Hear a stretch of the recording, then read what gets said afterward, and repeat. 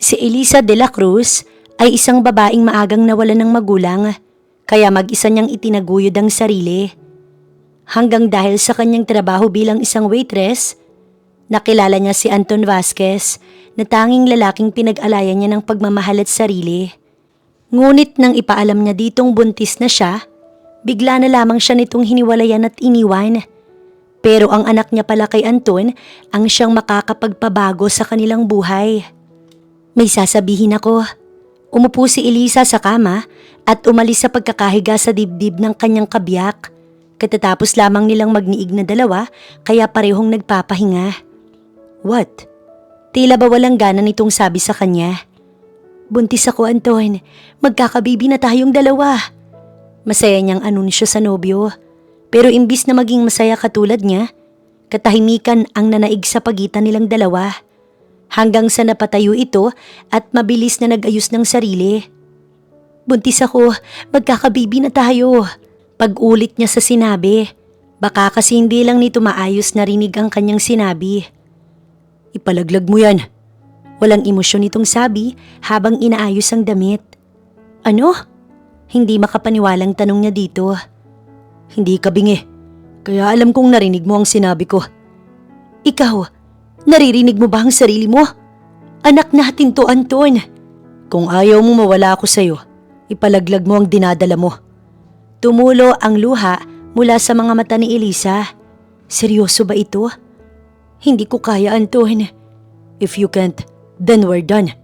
Walang ano-ano itong umalis sa hotel room na pinag-istayan nilang dalawa. Naiwan si Elisa na tahimik na lumuluha. Mali siya sa pag-aakalang pareho silang magiging masaya. Dahil siya, naiwang lumuluha. Matapos ayusin ang sarili, ay mugto ang mga mata niya na umalis sa hotel room. Kung dati sabay sila na lumalabas doon at hinahatid siya sa kanyang tinutuluyan, ngayon ay iba na. Habang lula ng jeep ay tulala si Elisa. Mali ba? Mali siya ng lalaking minahal? Kaya ba siya nasasaktan ng ganun dahil ang tanga-tanga niya? Pinag-alayan niya ng lahat ng lalaking hindi siya sigurado kung sigurado ba ito sa kanya. Nang makauwi na siya, tahimik na pumasok si Elisa. Muling tumulo ang kanyang mga luha hanggang sa napahaplo siya sa kanyang tiyan na wala pang umbok. Ramdam niya na ang kanyang baby. Huwag kang mag-alala, anak. Nandito si Mami. Hindi kita pababayaan. Anya, habang haplos-haplos ang kanyang tiyan tsaka pilit na ngumiti. Kinabukasan, walang ganang kumilos si Elisa. Di gaya ng dati na excited siya dahil alam niya na pagkatapos ng trabaho, magkikita sila ng nobyo.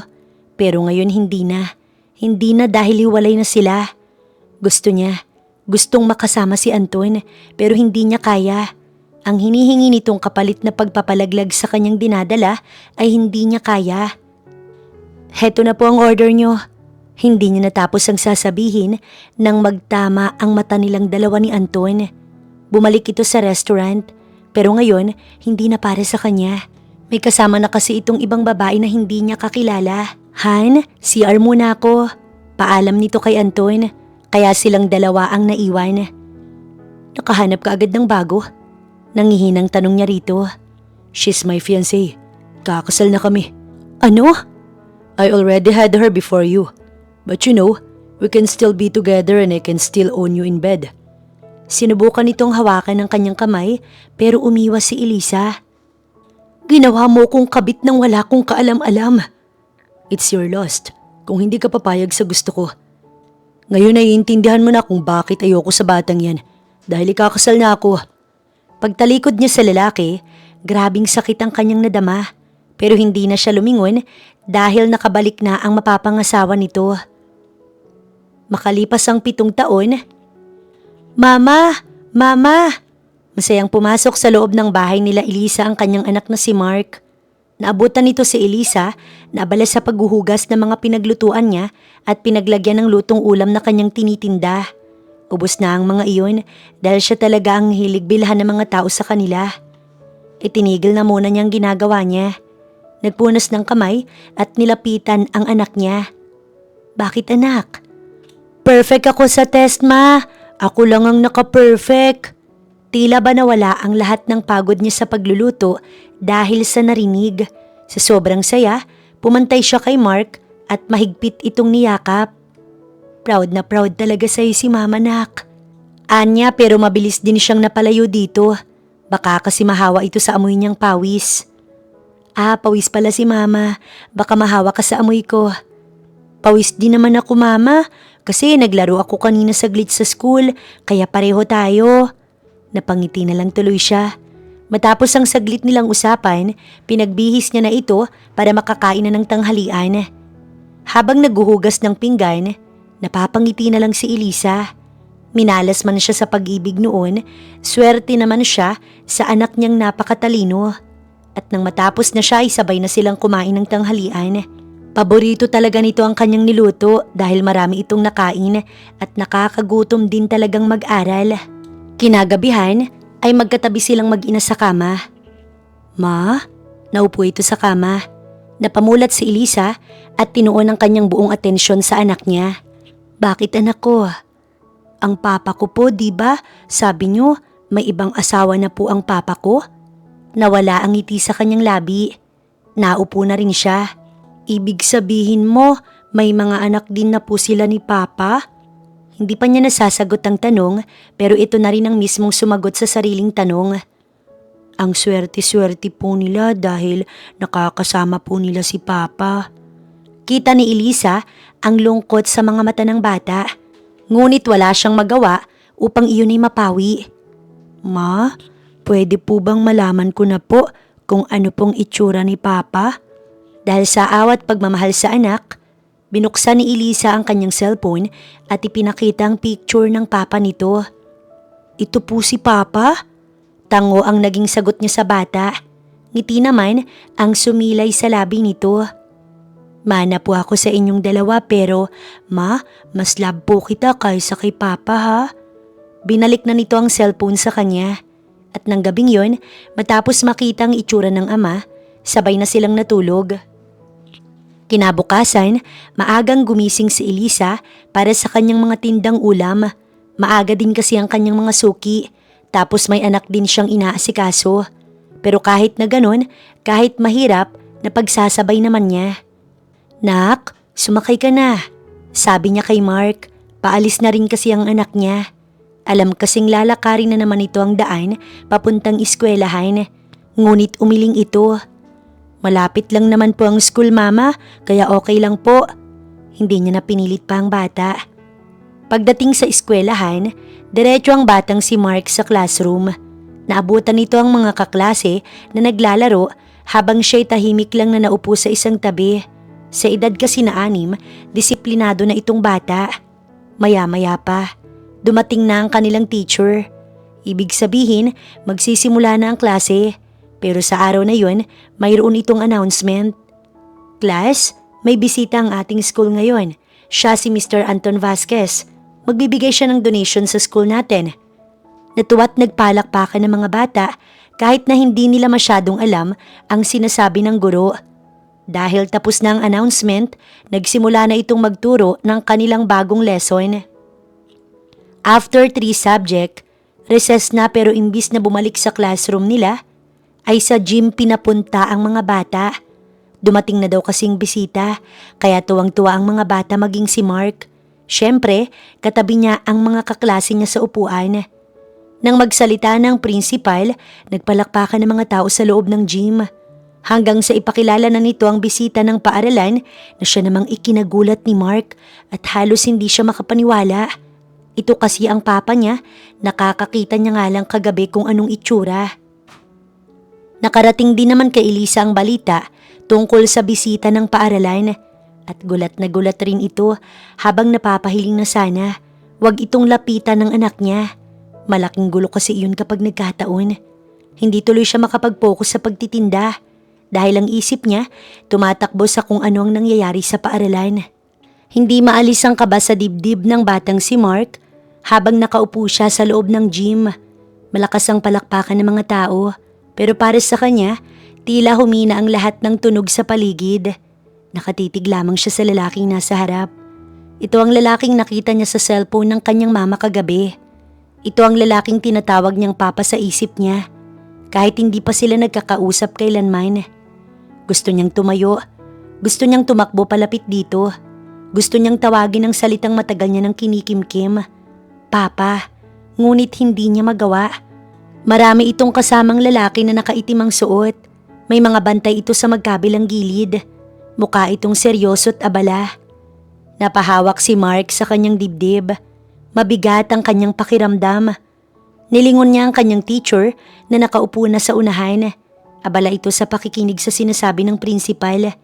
Ang kanyang mga kaklase, tuwang-tuwa at palakpak ng palakpak. Samantalang siya'y tahimik. Siya lang ang may alam kung sino talaga ang lalaking iyon sa kanyang buhay. Habang nagsasalita ang papa niya, mas lalo siyang napatingin. Hindi niya maintindihan ang sinasabi nito. Ang tanging pumapasok sa isip niya ay ang tanong na matagal niya nang gustong itanong. Bakit ito nag-asawa ng iba? Bakit parang bawal kitang lapitan? Tumayo ang ilan sa mga bata para mas makita ang bisita. Naisip ni Mark na baka ito na ang pagkakataon. Kahit isang hakbang lang, kahit isa lang. Pero nang makita niyang lumapit ang mga bantay at pumuwesto sa harap, agad siyang natigilan. Para siyang napako sa kinauupuan niya. Maya-maya pa, may sinabi ang guro na babalik na sila sa kanilang silid. Unti-unting nagsitayuan ang mga bata.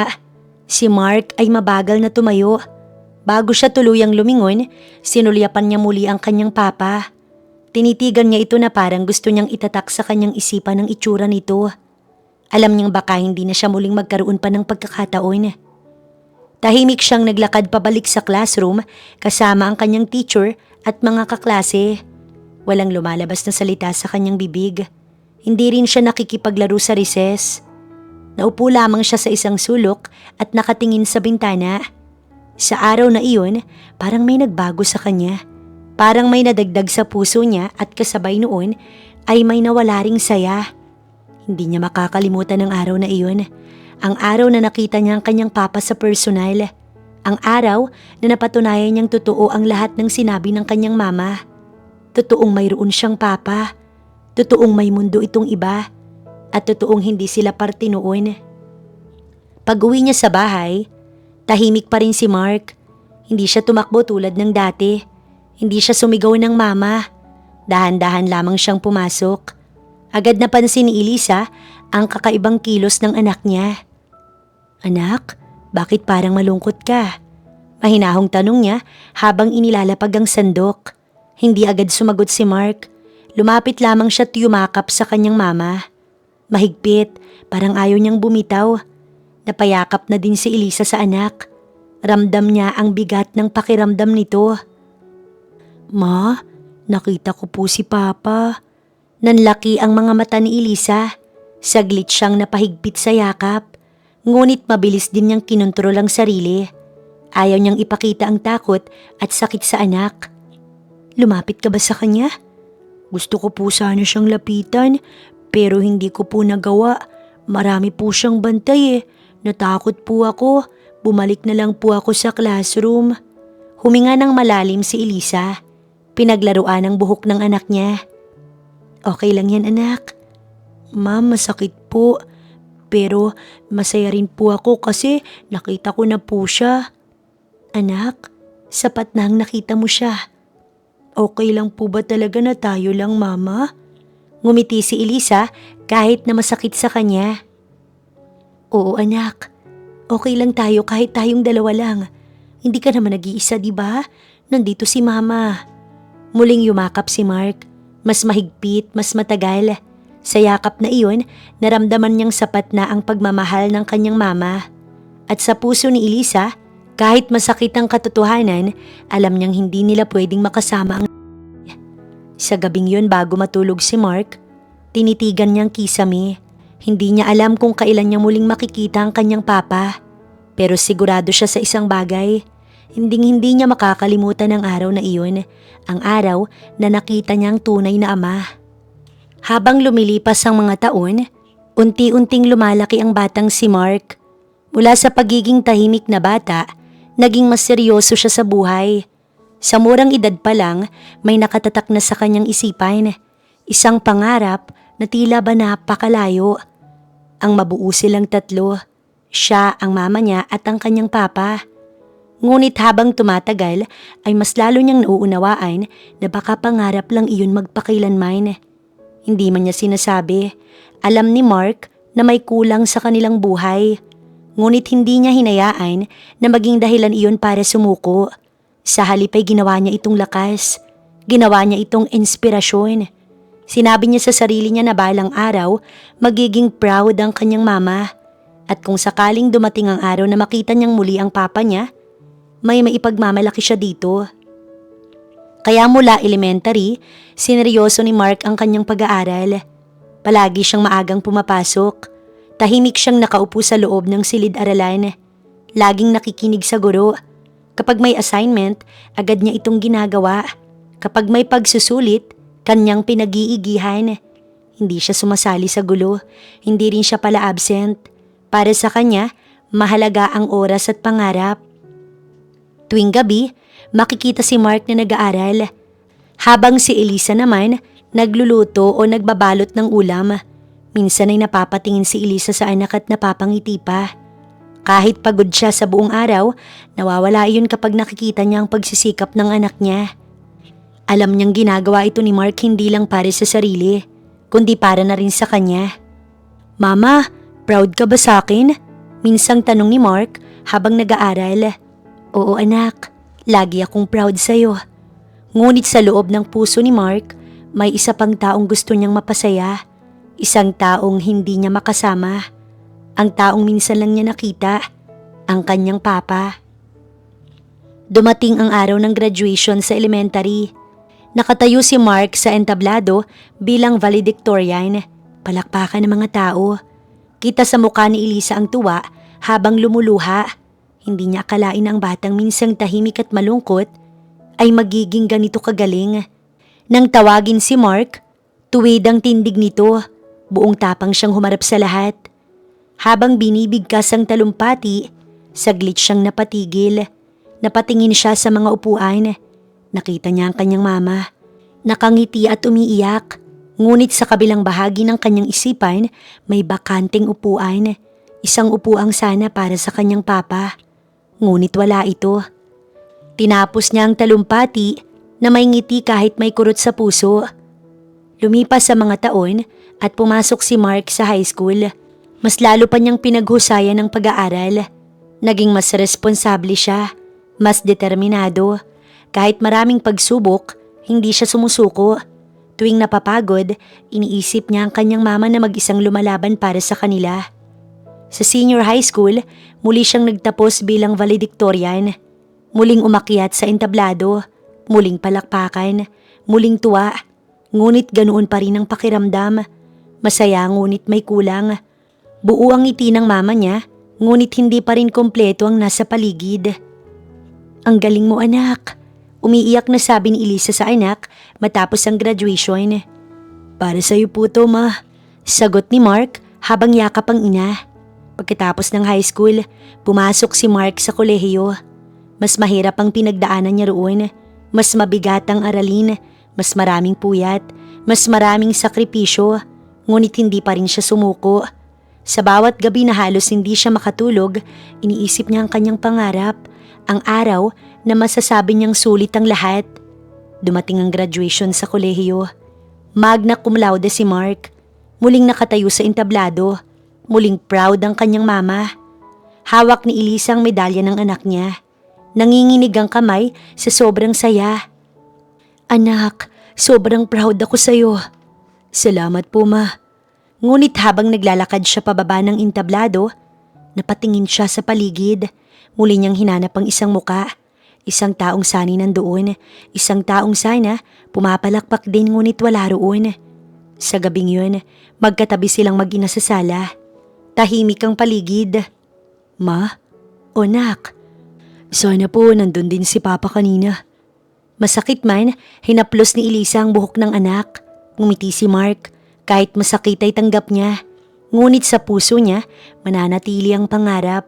Ang mabuo silang tatlo, kahit pa sa panaginip lamang. Maagang nagising si Mark sa araw na iyon. Tahimik siyang nakahiga habang nakatingin sa kisame. Ngayon ang unang araw na mag-a-apply siya ng trabaho. Kahit bagong graduate pa lang siya, gusto niya nang tumulong sa kanyang mama. Ayaw niyang makita itong palaging pagod. Gusto niyang maramdaman ng mama niya na hindi na sayang ang lahat ng hirap nito noon. Dahan-dahan siyang bumangon at naghanda. Simpleng polo lang ang sinuot niya at maayos na slacks. Hindi siya mahilig sa magarbo. Para sa kanya, sapat na ang malinis at disenteng itsura. Bago umalis, lumapit muna siya kay Elisa na naghahanda ng almusal. Ma, alis na po ako. Mag-iingat ka anak. Kaya mo yan. Sagot ni Elisa. Tumango si Mark. Para po sa atin to, ma. Pagdating niya sa kumpanyang a-applyan ay namangha siya. Malaki ang gusali, mataas at maganda. Hindi niya akalaing makakarating siya sa ganitong lugar. Saglit siyang huminga ng malalim bago pumasok. Hawak niya ang envelope ng kanyang resume. Office staff ang inaplayan niya. Hindi siya naghangad ng mataas agad. Ang mahalaga, makapagsimula siya. Ngunit pagpasok pa lang niya sa loob, tila may kakaiba.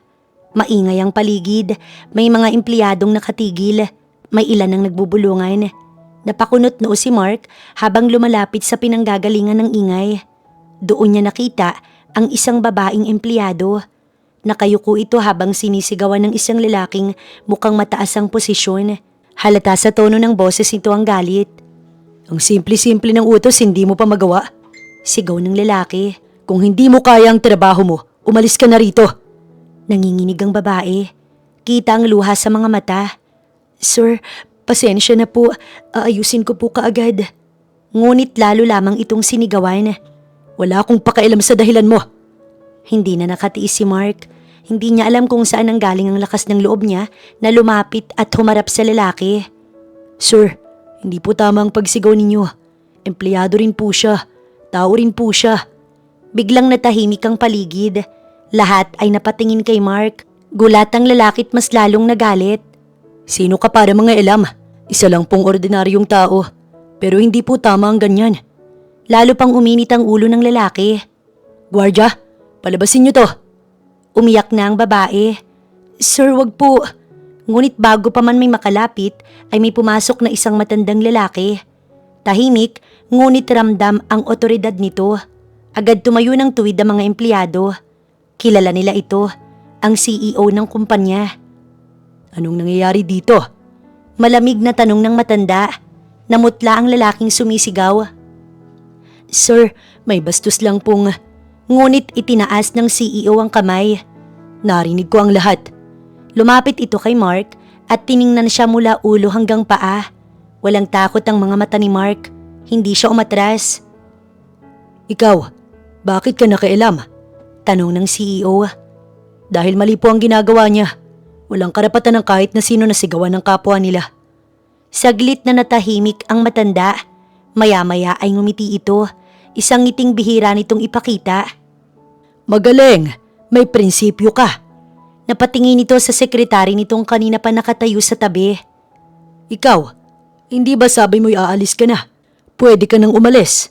Nanlaki ang mata ng babae. Sir, may kapalit ka na. Nagulat ang lahat sa sinabi ng matanda. Pati si Mark, hindi makapaniwala. Ikaw, sumunod ka sa akin. Sabay turo ng CEO kay Mark. Hindi pa rin makapagsalita si Mark. Para siyang natulala habang sinusundan ng matanda papunta sa opisina. Bulungan ng mga empleyado. Hindi sila makapaniwala sa nasaksihan nila.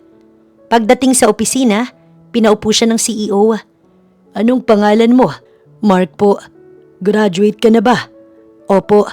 Tumango ang matanda. Simula ngayon, ikaw na ang bago kong sekretarya. Halos hindi makahinga si Mark. Sir, nag-a-apply lang po sana ako bilang office staff. But I want you to be my secretary. By the way, I'm Alfonso Rivera, the CEO of this company. Nang makalabas si Mark sa gusali, tila lumulutang siya sa saya. Hindi niya inakalang nangyari. Pag-uwi niya, agad niya itong ibinalita sa kanyang mama. Ma, ano yun anak? Natanggap po ako ma. Sekretary po ako ng CEO. Napaupo si Elisa sa gulat bago siya napaluha. Anak, sobra-sobra na naman akong proud sa'yo. Masaya naman si Mark na napasaya niya ang kanyang mama. At yun rin naman ang dahilan kaya siya magtatrabaho, hindi lang para sa sarili, kundi para sa kanilang dalawa ng kanyang mama. Maagang pumasok si Mark kinabukasan. Ayaw niyang mapahiya sa unang araw niya bilang sekretary ng CEO. Habang papasok siya sa loob ng gusali, ay may isang pamilyar na mukha siyang nakita. Ito ang babaeng ipinagtanggol niya kahapon. Hawak nito ang ilang folders at halatang kinakabahan pa rin. Nagkatitigan sila at bahagyang umiti ang babae. Lumapit ito kay Mark. Salamat. Kung hindi dahil sa'yo, baka wala na ako rito ngayon. Walang anuman yun. Pwede ba tayong mag-usap mamaya? Tanong ng babae. Pasensya na. Baka hinihintay na po ako ng CEO. Mamaya na lang po ulit. Tumango ang babae. Sige, good luck sa'yo. Naglakad na si Mark papunta sa opisina ng CEO. Huminga muna siya ng malalim bago kumatok. Nang pumasok siya, agad niyang nakita ang matanda na abala sa pagbabasa ng mga dokumento. Good morning, sir. Good morning. Alam mo na ba ang gagawin mo? Opo, sagot ni Mark na kinakabahan pa rin. Agad siyang nagtimpla ng kape gaya ng nakita niyang ginagawa kahapon ng dating sekretary. Maingat siyang kumilos, ayaw niyang magkamali. Inilapag niya ang tasa sa mesa. Salamat, mabilis kang matuto. Ngumiti si Mark. Sa buong umaga, sinikap niyang intindihin ang bawat utos. Nag-ayos ng mga files, sumasagot ng tawag at nagsusulat ng mga schedule. Hindi man madali, mabilis niyang nagets ang trabaho. Para sa kanya bawat segundo mahalaga. Hindi pa man tanghali, may tumawag na sa opisina. Sir, may bisita po kayo. Sabi ni Mark matapos sagutin ang telepono. Sino? Si Mr. Anton Vasquez po. Nanlamig ang buong katawan ni Mark nang mapagsino ang pangalan sa kanyang sinabi. Parang huminto ang mundo niya. Ang pangalang iyon ay paulit-ulit sa kanyang isipan. Dahan-dahan siyang napatingin sa pinto. Papasukin mo, sabi ng CEO. Bumukas ang pinto at pumasok ang lalaking matagal niya nang iniisip. Ang lalaking minsan lang niya noong nakita. Ang lalaking tinatawag niyang papa sa kanyang puso't isipan, si Anton Vasquez. Matangkad ito, maayos ang suot, may otoridad ang dating. Kasunod nito ang ilang tauhan. Ngunit si Mark, hindi makagalaw. Nakatayo lang siya sa isang tabi at tahimik na nakatingin. Good morning. Bati nito sa boss niyang CEO. Umupo ka. Anong sadya mo? Gusto kong makipag-partner sa kumpanya ninyo, sir. Diretsyong sabi nito sa matanda. Habang nag-uusap ang dalawa, tahimik lang si Mark pero ang kanyang mga mata hindi maalis sa mukha ng kanyang papa. Sinusuri niya ito, hinahanap niya ang sarili niya sa itsura nito. May halong saya at sakit ang nararamdaman niya. Naririnig niya ang usapan, ngunit tila malayo ang tunog. Ang tanging malinaw sa kanya ay ang presensya ng kanyang papa. Nasa iisang silid lang sila, ilang hakbang lang ang pagitan, ngunit parang may pader na hindi niya kayang lampasan. Hindi ako interesado. Malamig na sabi ng matandang CEO matapos ang mahabang usapan. Kumunot ang noo ni Anton Vasquez. Sigurado ka ba? Oo, ayokong ipilit ang hindi ko gusto. Sagot ng boss ni Mark. Tumayo si Anton. Kita sa mukha nito ang pagkadismaya. Kung ganun, wala na akong sasabihin pa. Lumapit ito sa pinto. Dumaan ito sa tabi ni Mark. Saglit silang nagkatinginan. Isang segundo. Ngunit sapat na iyon para tumibok ng mabilis ang puso ni Mark. Umalis si Anton kasama ang tauhan. Tahimik ang opisina. Mark, tawag ng CEO. Bakit po, sir? May aayusin lang ako. Pwede kang magpahinga sandali. Sige po, sir. Sagot niya, ngunit hindi mapakali ang dibdib. Sir, pwede po bang magpaalam saglit? May aayusin lang din po ako. O sige, bumalik ka kaagad. Lumabas si Mark at dali-daling sinundahan ng kanyang papa. Mabilis ang lakad nito papunta sa elevator. Hindi na nag-isip si Mark. Tinawag niya ito. Papa! Napahinto si Anton. Gulat na gulat itong humarap. Nanlaki ang mga mata nito. Ano? Lumapit si Mark. Nanginginig ang kamay niya. Nanginginig ang boses. Papa, ako po si Mark. Saglit na tumingin si Anton sa kanyang mga tauhan. Mauna na kayo. Utos niya sa mga ito. Nagkatinginan ng mga tauhan bago tumango at umalis. Naiwan ng mag-ama sa hallway. Anong sinasabi mo? Tanong ni Anton. Huminga ng malalim si Mark. Anak po ninyo ko, kay Elisa de la Cruz. Nanahimik si Anton, tila binuhusan ng malamig na tubig. Nakatingin lang ito kay Mark, hindi makapagsalita. Ikaw? Opo, ako po ang anak ninyo, Papa. Tahimik ang paligid matapos magsalita ni Mark. Nakatayo siyang tuwid sa harap ng lalaking matagal niya nang hinintay. Nanginginig ang kanyang dibdib, ngunit pilit niyang pinatatatag ang sarili. Sa wakas, nakausap niya na ito. Ngunit ang sagot sa kanyang narinig, hindi niya kailanman inasahan. Hindi kita anak. Parang tinamaan ng kidlat si Mark. Hindi siya makapagsalita. Hindi niya alam kung tama ba ang kanyang narinig o kung nagbibiro lamang ang lalaking nasa harap niya. Hindi kita anak at wala akong pakailam sa mama mo o sayo. Muling sabi ng kanyang papa sa malamig na boses. Parang unti-unting gumuho ang mundo ni Mark. Ang mga salitang yun parang kutsilyong paulit-ulit na tumusok sa kanyang puso. Gusto niyang magsalita. Gusto niyang ipagtanggol ang kanyang sarili. Gusto niyang sabihin na hindi siya nagsisinungaling. Ngunit walang lumabas sa kanyang bibig. Huwag mo na akong hanapin pa. Wala kang lugar sa buhay ko. Wala kayong lugar sa buhay ko. Dagdag ni Anton. Pagkatapos noon, tumalikod si Anton. Walang pag-aalinlangan. Walang pagsisisi. Diretso itong naglakad palayo na para bang wala lang ang lahat. Para bang hindi niya sinira ang puso ng isang anak na matagal na naghintay. Naiwan si Mark na nakatayo sa hallway. Hindi siya makagalaw. Hindi siya makahinga. Ramdam niya ang bigat sa kanyang dibdib. Ang sakit na parang walang katapusan. Unti-unting bumagsak ang kanyang mga luha. Tahimik, walang tunog. Hindi niya alam kung gaano siya katagal na nakatayo roon. Ang alam lang niya ay masakit. Sobrang sakit. Doon niya lang napansin na mahigpit na pala ang pagkakakuyom ng kanyang kamao. Nanginginig ang kamay niya sa galit at sakit. May init sa loob niya na gusto niyang ilabas, ngunit pinigilan niya ang sarili. Ayaw niyang gumawa ng bagay na kanyang pagsisisihan. Huminga siya ng malalim. 1, 2, 3. Pilit niyang kinakalma ang sarili. Pinunasan niyang luha sa mukha niya. Hindi pwedeng makita siya ng iba sa ganitong kalagayan. Hindi ngayon, hindi sa unang araw niya sa trabaho. Dahan-dahan siyang bumalik sa opisina ng CEO. Pagpasok niya, normal ang kilos. Walang bakas ng sakit sa mukha niya. Ngunit sa loob-loob niya, wasak na wasak siya. Okay ka lang ba? Tanong ng boss niya nang mapansin ang kanyang pamumutla. Opo sir, may kaunti lang pong inasikaso. Tumango ang CEO at hindi na nagtanong pa. Buong maghapon ay tahimik lang si Mark. Ginawa niya ang lahat ng utos ng maayos. Ngunit bawat sandali, bumabalik sa kanyang isipan ang mga salitang sinabi ng kanyang papa. Paulit-ulit. Pag-uwi niya sa bahay, mabigat ang kanyang hakbang. Pagbukas niya ng pinto, nadatnan niya ang mama niyang si Elisa na nagluluto. Umiti ito nang siya'y makita. Anak, kamusta ang trabaho mo? Hindi na nakapagpigil si Mark. Bigla siyang napaupo at napasigaw. Nagulat si Elisa at agad siyang nilapitan.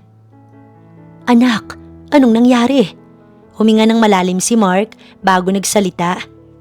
Ma, kinausap ko si Papa. Gusto niyang maging business partner ang boss ko.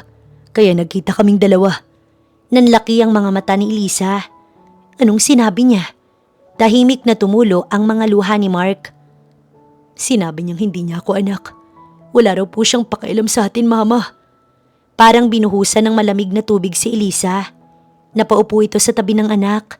Masakit ang narinig niya. Masakit bilang ina. Niyakap niya ng mahigpit si Mark. Anak, pasensya na. Kasalanan ni Mama. Wala kang kasalanan, Ma. Tahimik silang nagyakapan. Walang salita. Luha lang ang namagitan sa kanila. Maya-maya, humiwalay si Mark sa yakap. Pinunasan niya ang kanyang mga mata. Tumayo siya ng tuwid at tumingin sa kanyang mama. Ma, simula ngayon, aalisin ko na po siya sa sistema ko. Anak, wala po siyang pakialam sa atin at wala na rin po tayo sa sistema niya. Kaya tama lang po na gawin ko rin yun. Masakit ang desisyong yun, Ngunit kailangan para sa sarili niya at para sa kanyang mama. Hindi ko na siya tatawaging papa. Hindi na ako aasa na mabubuo pa tayo, mama. Muling niyakap ni Elisa ang anak niya. Anak, kahit anong mangyari sapat na tayo. Hindi ka kulang dahil nandito ako. Alam ko naman po yun, ma. Sa gabing yun, tahimik siyang nakahiga sa kama. Nakatingin siya sa kisame tulad ng dati. Ngunit ngayon, malinaw na sa kanyang isang bagay. Hindi lahat ng magulang ay karapat-dapat na tawaging ama. At hindi lahat ng pangarap kailangang tuparin para maging buo. Mula sa araw na yun, pinili ni Mark ang kanyang sarili. Pinili niya ang kanyang mama at pinili niyang maging buo kahit walang papa. Kinabukasan ay maagang pumasok muli si Mark sa trabaho. Kahit mabigat pa rin ang kanyang pakiramdam dahil sa nangyari kahapon, ay pinili niyang maging propesyonal. Ayaw niyang madala ang personal na sakit sa trabaho. Para sa kanya, mahalaga ang pagkakataong ibinigay sa kanya ni Mr. Alfonso Rivera. Ayaw niya iyong sayangin. Pagpasok niya sa loob ng kumpanya, agad niyang nakita ang babaeng ipinagtanggol niya noong unang araw. Nakatayo ito sa malapit sa pantry at may hawak na kape. Nang magtama ang kanilang mga mata, ngumiti ito sa kanya. "Good morning." "Good morning din," sagot ni Mark. "By the way, Celine nga pala ang pangalan ko. Hindi pa tayo formal na nagkakakilala. Hindi rin kasi tayo nakapag-usap kahapon pagkatapos ng trabaho." "Mark nga pala. Salamat ulit sa ginawa mo, ha. Hanggang ngayon, hindi ko pa rin yun makakalimutan. Wala yun. Hindi ko lang po talaga kayang manood kapag may ginagawang mali." "Bihira ang katulad mo rito." Napangiti si Celine. Mula noon, naging magaan na ang kanilang usapan. Para bang matagal na silang magkakilala. Nagkwentuhan sila sandali bago pumasok sa kani-kanilang trabaho. Nang tawagin si Mark ng intercom mula sa opisina ng CEO, agad siyang nagpaalam. Sa buong umaga, abala si Mark sa kanyang mga gawain. Mas naging pamilyar na siya sa sistema ng kumpanya. Mas mabilis na ang kanyang kilos. Mas kampante na rin siya sa kanyang sarili. Paminsan-minsan, napapatingin siya sa orasan at hindi niya namamalayang hinihintay niya ang oras ng lunch. Pagsapit ng tanghali, muling nagkita sina Mark at Celine sa pantry. "Sabay na tayong kumain." "Oo, kung okay lang sa'yo." Sagot naman ni Mark. Lumabas silang dalawa at kumain sa isang simpleng kainan malapit sa gusali. Habang kumakain, nagkwentuhan sila tungkol sa trabaho, sa buhay at sa mga simpleng bagay. Hindi tinanong ni Celine si Mark tungkol sa personal nitong buhay at nagpapasalamat siya roon. "Masarap palang kausap ka," sabi ni Celine habang umunguya. "Ganon din ako sa'yo." Sagot naman ni Mark. Ngumiti si Celine. Sa loob ng ilang sandali, nakalimutan ni Mark ang bigat na kanyang dinadala dahil sa babaeng kasama. Lumipas ang mga araw. Naging 1 linggo ang trabaho ni Mark sa Rivera's Corp. Unti-unti siyang nasanay. Mas lalo siyang pinagkakatiwalaan ni Mr. Alfonso Rivera. Minsan, pinupuri siya nito sa bilis at ayos ng kanyang pagtatrabaho. "Magaling ka. Hindi ako nagkamali sa'yo." "Salamat po, sir." Habang tumatagal, mas lalo ring naging close sina Mark at Celine. Sabay silang nagla-lunch. Minsan, sabay din silang umuwi. Hindi man nila pinapangalanan ng kung anong meron sa kanila, ramdam nilang pareho ang komportabling samahan. Ngunit isang araw, muling nagbago ang hangin sa loob ng kumpanya. "Mark, may bisita ulit ang CEO." Tawag ng receptionist. Tumigil ang puso ni Mark nang marinig ang pangalan. "Si Mr. Anton Vasquez po." Napapikit si Mark sandali. Bumalik ang alaala. Bumalik ang sakit. Ngunit mabilis din niyang nakontrol ang sarili. Hindi siya pwedeng matalo ng emosyon. Pumasok muli si Anton Vasquez sa opisina ni Mr. Rivera. Muli nitong pilit na inaalok ang partnership. Ngunit tulad ng dati, matatag ang sagot ng CEO. "Hindi ko babaguhin ang desisyon ko." Malamig na sabi ng matandang CEO. Halatang napipiko na si Anton. "Hindi mo alam ang sinasayang mo. Kung meron man ay handa akong panindigan." Sagot ng matanda. Tumayo si Anton. Bago ito tuluyang lumabas, sinulyapan nito si Mark. Masama ang tingin, mapangmata. Parang sinisisi siya sa lahat. Ngunit hindi natinag si Mark. Tinitigan niya ito pabalik. Walang takot.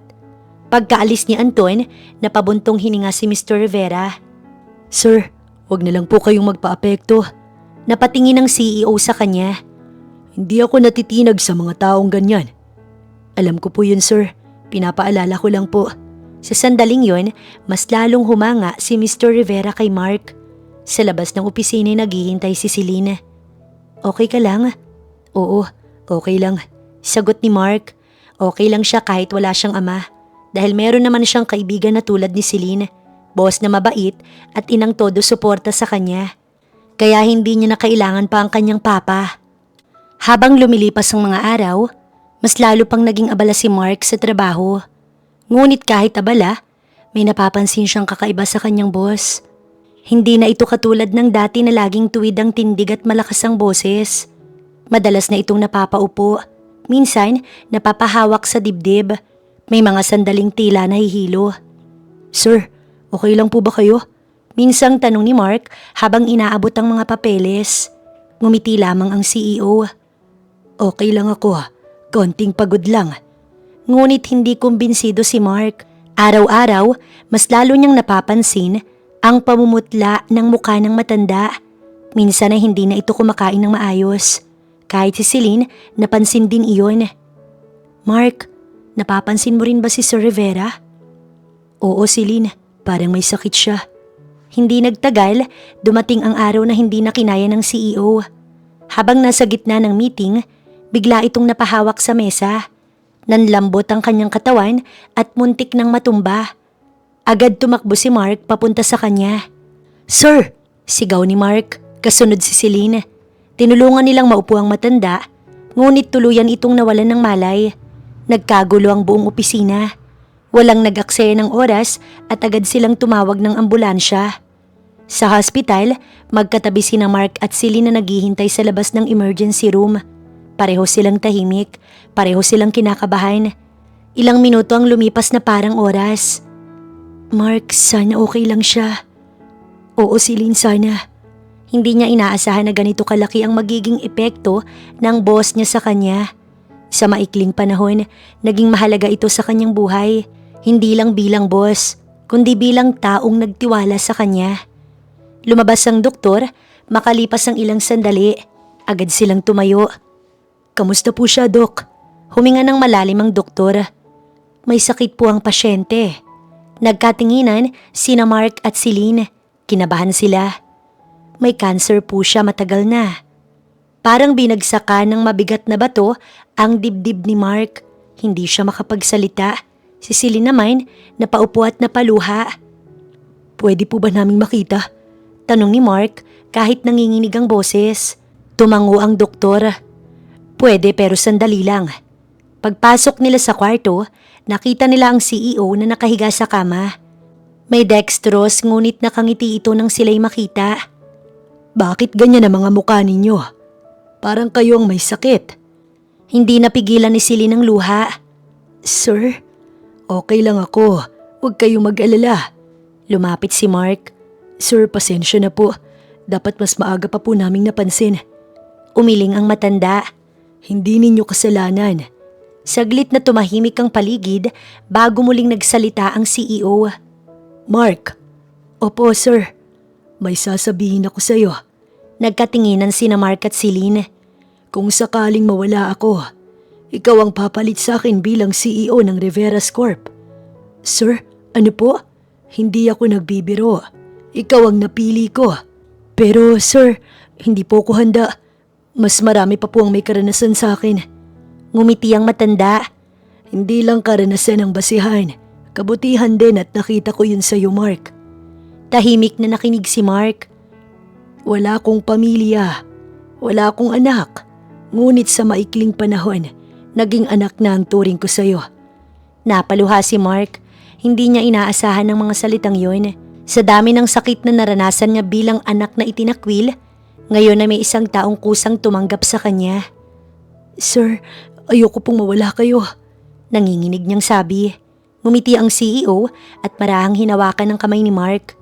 Ganyan talaga ang buhay. Pero kahit anong mangyari, alam kong magiging maayos ang kumpanya sa kamay mo. Hindi alam ni Mark ang mararamdaman niya. Halo-halong emosyon. Takot, lungkot, pasasalamat. Ngunit isang bagay ang malinaw sa kanya. Ayaw niyang mawala ang taong nasa harap niya. Hindi niya kayang mawalan ulit ng ama kahit hindi sila magkadugo. Paglabas nila ng kwarto, tahimik silang dalawa ni Celine. "Mark, malakas ka, kaya mo yun," sabi ni Celine. Mas gugustuhin ko pang gumaling siya. Ngumiti si Mark kahit may luha at sa puso niya, taimtim siyang nanalangin. Hindi para sa posisyon, hindi para sa yaman, kundi para sa taong naging ama sa kanya sa panahong pinili siyang talikuran ng tunay niyang ama. Hindi naging payapa ang mga sumunod na araw matapos ma-hospital ni Mr. Rivera. Habang patuloy ang gamutan nito, unti-unting kumalat ang mga balita sa loob at labas ng kumpanya. Ngunit ang mas ikinagulat ni Mark ay ang mga balitang hindi niya inaasahan. Isang umaga pagpasok niya sa opisina, ramdam niya agad ang bigat ng paligid. May mga empleyadong nagbubulungan, may ilan na tahimik lang at seryoso ang muka. Lumapit sa kanya si Celine na may hawak na cellphone. "Mark, nabasa mo na ba ang balita?"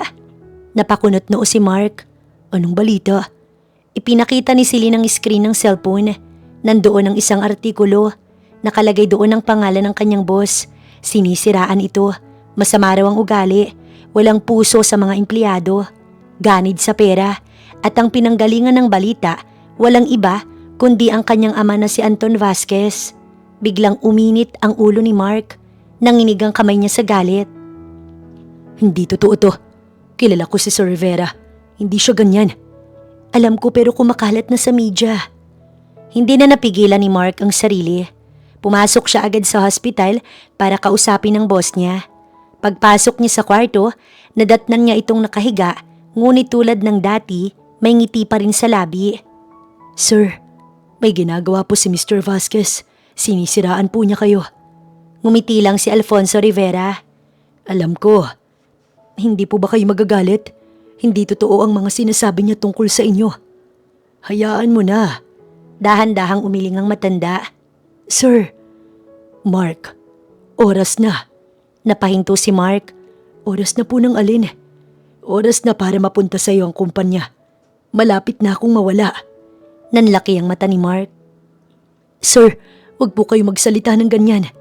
Ngumiti ang matanda. "Tanggap ko na. Ang mahalaga'y handa ka."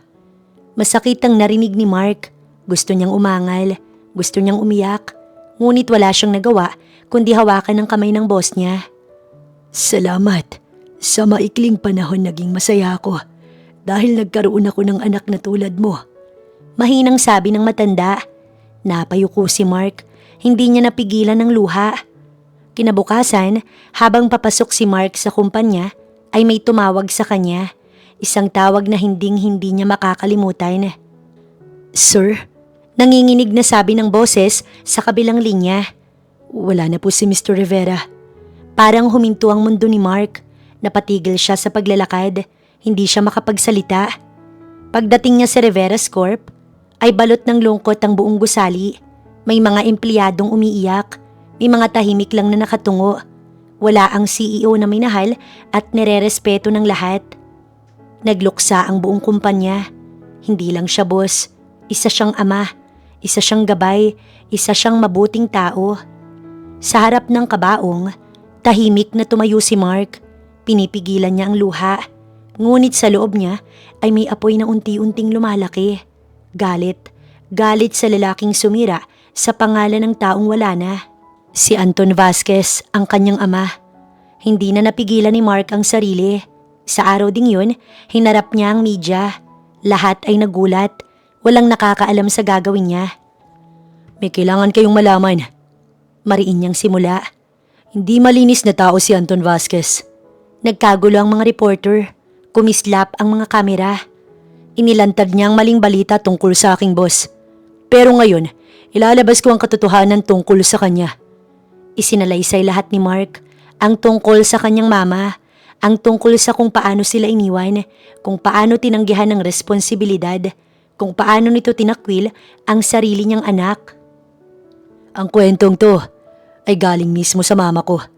Nag-flashback sa isip ni Mark ang gabing nag-usap sila ng kanyang mama. Kung paano umiyak ang ina habang ikinukwento ang sakit. Hindi ako nagsisinungaling. Ito ang katotohanan. Sabi ni Mark sa harap ng media. Nagulat ang lahat, lalo ng pangalan ni Anton Vasquez na biglang umalingaw-ngaw sa balita na hindi lang isang respetadong negosyante, kundi bilang isang ama na tumalikod sa sariling dugo. Sa gabing yun matapos ang lahat, umuwi si Mark ng bahay. Tahimik siyang niyakap ng kanyang mama. Tama ang ginawa mo. Hindi para maghigante, kundi para sa katotohanan. Napabulong naman si Mark. Sir Rivera, pangako iingatan ko ang kumpanya. Gagawin niya ang lahat para maging proud sa kanyang boss niya, lalo na ang kanyang mama. Tahimik ang buong gusali ng Rivera's Corp sa araw na iyon. Iba ang pakiramdam ng mga empleyado. May kaba, may lungkot, ngunit may halong pag-asa. Ngayon kasi babasahin ang huling habili ni Mr. Alfonso Rivera. Nasa conference room ang lahat ng board members. Nandoon din ang mga senior managers at ilang empleyado na matagal nang naglilingkod sa kumpanya. Nakatayo sa unahan ng abogado ni Mr. Rivera. Hawak ang mga papeles ng last will and testament. Sa isang sulok ng silid, tahimik na nakatayo si Mark. Maayos ang suot niya pero ramdam ang bigat sa dibdib. Hindi pa rin siya sanay sa ideyang wala na si Sir Rivera. Hanggang ngayon, pakiramdam niya, tatawagin pa rin siya nito sa opisina. Sa likod, nandoon ang ina ni Mark na si Elisa. Tahimik lang siyang nakaupo, pinagmamasdan ng anak. Hindi niya maiwasang mapaluha. Hindi niya akalaing darating ang araw na ito. Narito tayo upang ipahayag ang huling habilin ni Ginoong Alfonso Rivera. Panimula ng abogado, isa-isang binasa ang mga nilalaman. May mga ari-ari ang ipinamana sa foundation. May mga donasyong inilaan sa mga charity. Tahimik lang ang lahat na nakikinig. Hanggang sa dumating sa huling bahagi. Ang posisyon bilang CEO ng Rivera's Corp ay ipamamana kay Mark de la Cruz. Parang tumigil ang mundo ni Mark.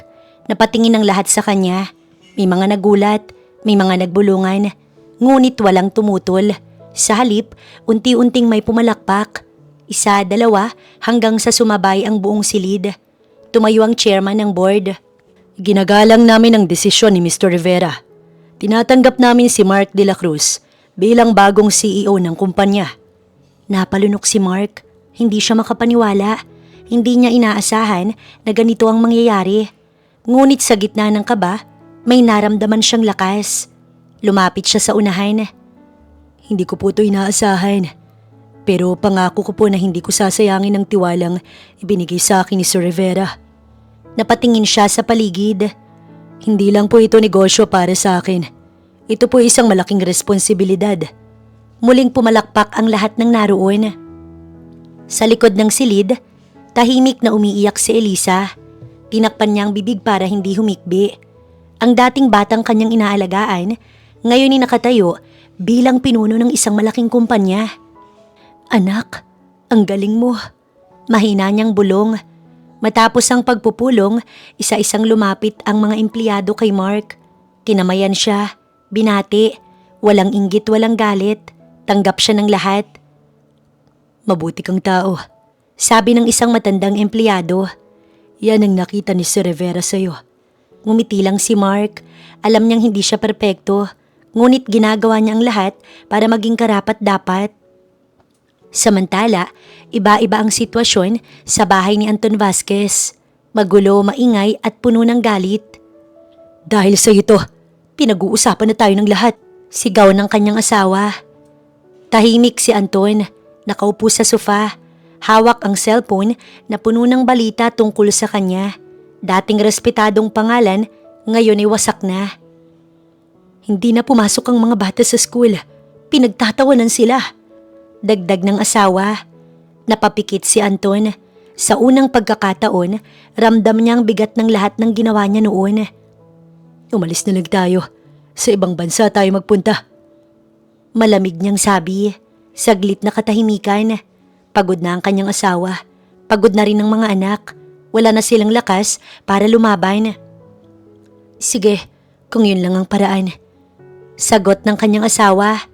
Ngunit bago pa sila umalis ng sumunod na araw, may dumating na bisita. Nang bumukas ang pinto, napatigil si Anton. Si Elisa ang nasa harapan niya. Kasama ang anak nilang si Mark. Tahimik ang paligid. Walang nagsasalita. Hindi kami nandito para makiusap sa'yo na tanggapin kami. Diretso't mahinahong sabi ni Elisa. Nandito kami para ipakita na kaya namin kahit wala ka. Hindi makatingin si Anton kay Mark. Gusto kitang pasalamatan. Pagpapatuloy ni Elisa. Kung hindi dahil sa'yo, wala ang anak ko. Pero gusto ko ring malaman mo na hindi ko pinagsisihan na hindi ko ipinalaglag ang anak ko noon gaya ng utos mo. Nilingon niya ang anak. Ang anak natin ang pinakamagandang nangyari sa buhay ko. Tahimik si Mark, hindi niya kailangang magsalita. Alam niyang kaya ng kanyang mama. Kaya na namin. Matagal na nakinaya naming wala ka. Dagdag ni Elisa. Tumalikod silang mag-ina ng walang luha. Naiwan si Anton, tahimik at walang masabi.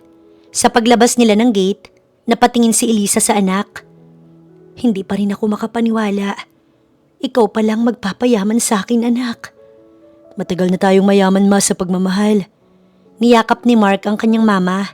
Mahigpit at sa yakap na yon, tuluyan ang naiwan ng sakit ng nakaraan. Hindi na sila babalik doon at magpupokus na sa kasalukuyan. Sapat na sa kanya ang kanyang mama. Hindi niya na kailangan ng kanyang papa. Nawala rin naman talaga habang lumalaki siya. Matapos ang lahat ng nangyari, unti-unting bumalik sa normal ang takbo ng buhay ni Mark. Hindi man ganap na nawala ang sakit at pagod ng mga nakaraang araw, mas malinaw na ngayon sa kanya kung saan tatayo at kung sino ang mga taong mahalaga sa kanya. Mas naging abala siya bilang CEO ng Reveres Corp. Marami siyang kailangang ayusin. Maraming desisyon ang kailangang gawin. Ngunit sa kabila ng lahat ng yon, hindi niya naramdamang nag-iisa siya dahil nandoon si Celine. Kung dati tahimik lang ang samahan nila, ngayon ay mas naging malalim. Palagi itong nasa tabi niya, hindi bilang empleyado, hindi bilang kaibigan, kundi bilang taong handang makinig kapag pagod siya. Okay ka lang? Madalas itanong ni Celine kapag napapansin niyang tahimik si Mark. Oo, medyo napagod lang. At sapat na iyon para maupo si Celine sa tabi niya. Hindi ito nagsasalita o nagtatanong. Pero okay na. Basta nandoon lang ito'y okay na.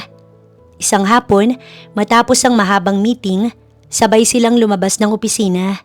Tahimik ang dalawa habang naglalakad papunta sa parking area. Alam mo, kung wala ka siguro, hindi ko alam kung kakayanin ko ang lahat ng nangyari. Biglang sabi ni Mark, napatingin si Celine sa kanya. Hindi mo kailangang kayaning mag-isa. Saglit na tumigil ang lakad ni Mark. Tumingin siya sa dalaga. Sa unang pagkakataon, naramdaman niya ang takot. Takot na baka ito'y maagaw. Takot na baka may ibang maunang magsabi. Hindi na niya hinintay pa. Celine? Mahinahon, ngunit seryoso niyang tawag. Sagot ng dalaga. May sasabihin ako. Napahinto rin si Celine. Tumingin ito kay Mark. Ramdam kasi ang bigat sa kanyang boses. Natatakot ako na baka may ibang mauna pa. Na baka kapag tumahimik ako mawala ka. Nanlaki ang mata ni Celine pero hindi ito nagsalita. Mahal kita. Hindi ko na kayang itago. Diretsong sabi at walang paligoy-ligoy. Tahimik ang paligid. Ramdam ni Mark ang bilis ng tibok ng kanyang puso. Handa na siyang masaktan. Handa na siyang tanggapin kung sakaling hindi pareho ang nararamdaman nila ng dalaga. Ngunit ngumiti si Celine. Akala ko ako lang. Pareho lang pala tayo. Ibig mong sabihin? Oo, mahal din kita, Mark. Hindi napigilan ni Mark ang mapangiti at niyakap niya ang babae. Gusto kitang ipakilala kay Mama, sa taong pinakamahalaga sa buhay ko. I would love to. Tumango si Celine. Kinahapunan, sabay umuwi sina Mark at Celine. Excited si Mark na ipakilala si Celine sa kanyang mama bilang kanyang nobya. Pagdating nila sa bahay, agad niyang napansin na bukas ang ilaw sa sala. May mga boses siyang narinig. Masaya. Siguro may kausap ang kanyang mama sa loob. Naabutan ni Mark ang mama niyang may kausap na lalaki. Nakaupo sila sa sala. May hawak na tasa ng kape. Magaan ang usapan. Nakangiti ang kanyang mama. Isang ngiting bihira niyang makita nitong mga nakaraang taon. Imbis na mainis, napangiti si Mark. Matagal na rin niyang hinihiling na makita ang mama niyang masaya ng ganoon nang hindi lang siya ang dahilan. Ma, tawag ni Mark sa kanyang mama. Napalingon si Elisa. Bigla itong natigilan nang siya'y makita. Anak, nakauwi ka na pala. Opo ma. Napatingin siya sa lalaking kasama ng kanyang mama. Mukhang maayos naman ito. Medyo tahimik lang at nakikita niyang nirerespeto nito ang kanyang mama. Ako nga pala si Martin. Biglang sabi ng lalaki na medyo kinakabahan pa. Nakatayo na ito at nakaharap kay Mark. Manliligaw ng mama mo. Namula si Elisa. Hoy, ang bilis mo naman. Nahihiyang sabi ng kanyang mama. Napatawa si Mark. Okay lang po. Basta masaya si mama. Yun ang mahalaga sa akin. Nagulat si Elisa. Akala niya maiilang ang anak niya. Akala niya'y magagalit. Ngunit ngumiti lang si Mark. Totoo at masaya pa rin para sa kanyang mama. Ma, si Celine po. Lumapit si Celine at magalang nang ngumiti. Magandang gabi po. Biglang natahimik si Elisa. Tiningnan ng dalawa. Napangiti siya. Naintindihan naman agad niya. Kayo na ba? Opo ma. Tumango si Mark na medyo nahihiya pa. Ngumiti si Elisa. Isang ngiting puno ng tuwa. Ang ganda mo, iha. Nagkatinginan silang lahat. Walang awkwardness. Parang matagal na silang magkakakilala. Nang gabing yon, sabay-sabay silang naghapunan. Si Elisa, si Mark, si Celine at si Martin. May tawanan at syempre, hindi mawawala ang kwentuhan. Tahimik na pinagmamasdan ni Mark ang kanyang mama. Masaya ito at ang sarap makita noon na hindi na lang siyang nagpapasaya rito. May lalaki nang nilaan para dito na magpapasaya sa kanyang mama. Hindi tulad ng papa niya na sinaktan lamang ang mama niya noon dahil sa nakikita niya ay iba ang Tito Martin niya. Nakikita niya itong seryoso sa kanyang mama. Gaya ng kung gaano siya kaseryoso kay Celine. Maaliwalas ang umaga ng araw na iyon. Tahimik ang paligid, ngunit ramdam ang saya sa hangin. Isang simpleng lugar na puno ng bulaklak at liwanag. Naghahanda ang lahat para sa isang espesyal na okasyon. Hindi lang isang kasalang magaganap, kundi dalawa. Double wedding. Si Mark at si Celine at si Elisa at ang lalaking muling nagbigay kulay sa kanyang buhay na si Martin. Na noon ay suki niya lang sa ulam na naging paborito nito at comfort food. Pero ngayon, kanya nang mapapangasawa. Nakatayo naman si Mark sa harap ng salamin. Maayos ang suot niyang barong. Wala siyang nararamdamang kaba. Sa halip, may kakaibang saya sa kanyang dibdib. Ibang saya kumpara sa mga nagdaang achievements niya. Lumapit sa kanya ang kanyang Tito Martin na mapapangasawa ng kanyang mama at tinapik siya sa balikat. Handa ka na ba? Tumango si Mark at ngumiti. Kanina pa po, Tito. Magkasabay silang tumawa. Para sa kanya, hindi lang magiging asawa si Martin ng kanyang mama, kundi magiging ama niya na rin. Isang amang buong puso niyang tatanggapin kahit hindi niya ito kadugo. Samantala sa kabilang silid, inaayusan si Elisa at Celine. Nakasuot siya ng puting gown, simple pero elegante. Nanginginig ang kamay niya habang tinitignan ng sarili sa salamin. Hindi pa rin ako makapaniwala. Mahina niyang sabi. Lumapit si Celine at hinawakan ng kamay niya. Deserve niyo po to, tita. Ikaw din, iha. Deserve na deserve mo ang anak ko. Hindi nagtagal, sumapit ng seremonyas ng kasal.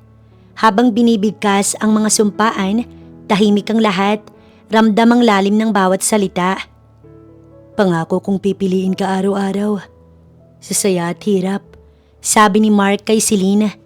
Mamahalin kita at susuportahan ka sa lahat ng pangarap mo. Sagot naman ni Celine. Nang maghalikan ng dalawang mag-asawa, sabay-sabay ang palakpakan. Sa araw na yon, hindi lang ikinasalang mag-inang Mark at Elisa. Isinara rin ang mga sugat ng nakaraan. Habang pinagmamasdan ni Mark ang mama niya na masayang nakangiti sa kanyang Tito Martin, bigla siyang napaluha. Masaya na siya. Masaya na ang mama niyang kasama ang lalaking alam niyang hindi ito sasaktan o paluluhain. Matapos ang kasal, bumalik sa normal ang takbo ng buhay, ngunit mas masaya. Hindi naman nakakalimot si Mark sa responsibilidad niya bilang CEO ng Rivera's Corp. Kahit may asawa na siya, nanatili siyang focus sa trabaho.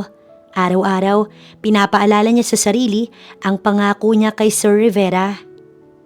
Hindi niya pababayaan ang kumpanya. Minsan ginagabi na siya sa opisina. Ngunit naiintindihan iyon ni Celine. Hindi ito nagrereklamo.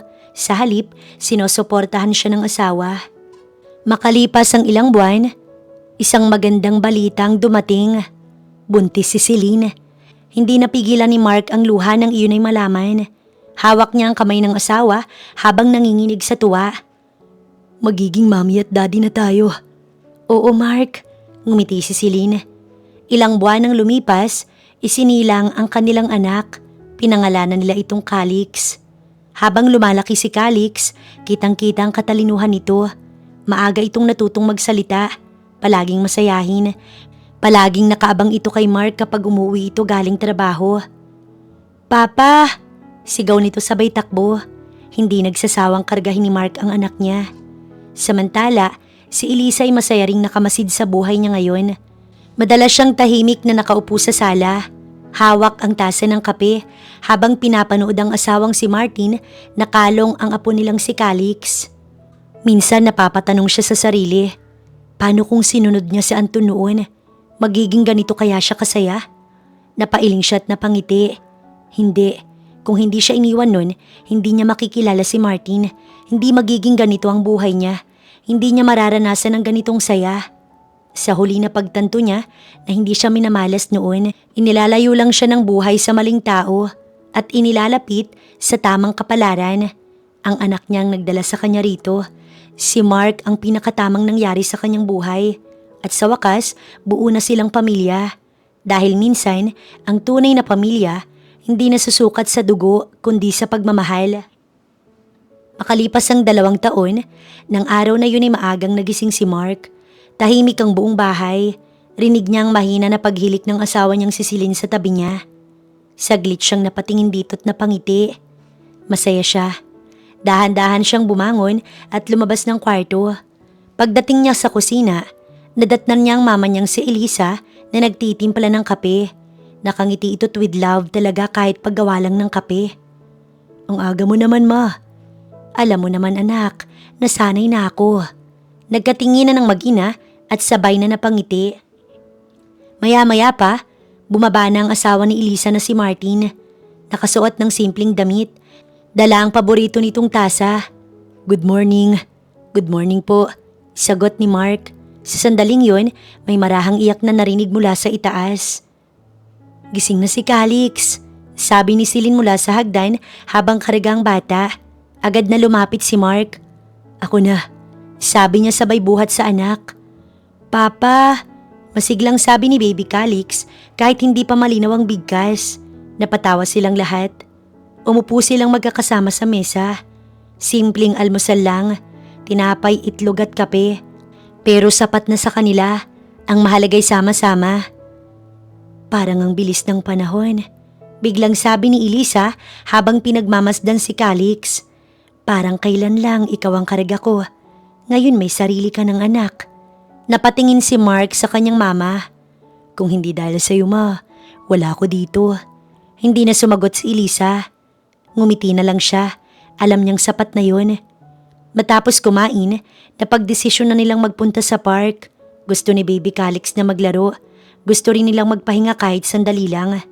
Sa park, tumatakbo si Calix sa damuhan. Si Mark ang humahabol.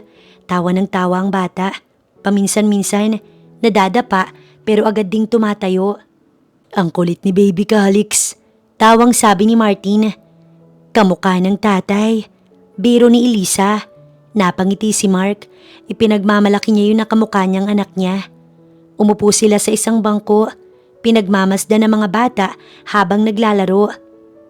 Tita Elisa, salamat po. Biglang sabi ni Celine.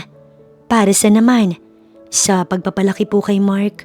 Kung hindi dahil sa inyo, hindi ko makikilala ang ganoong klaseng lalaki. Napangiti si Elisa. Pag-uwi nila, sama-sama silang naghanda para sa kanilang kakainin na hapunan. Si Martin ang naghiwa ng gulay, si Elisa ang nagluluto, si Celine ang nagayos ng mesa, si Mark naman ang nagbantay kay Baby Calix. Papa, Tom na, reklamo nito. Sandali lang anak. Tumatawang sabi naman ni Mark. Sabay-sabay silang kumain. Hindi mawawala ang tawanan, kulitan at kwentuhan. Sa gabing yon, matapos mapatulog si Baby Calix, tulog na rin ang kanyang asawa. Lumabas muna't umupo si Mark sa sala. Napatingin siya sa paligid. Sa bahay nila na noon ay maliit lang, pero ngayon ay malaki na dahil pinarenovate. Naalala niya ang mga panahong silang dalawa lang ng kanyang mama. Ngayon narito siya, may asawa at may anak. Lumapit naman si Elisa kay Mark. Anak, salamat. Ako po dapat ang magpasalamat, ma. Napakaswerte ko sa iyo, anak ko. Niyakap siya ng ina. Tahimik ang gabi, ngunit sa loob ng bahay, punong-puno iyon ng pagmamahal. Pagmamahal na palaging nagwawagi at walang makakapantay.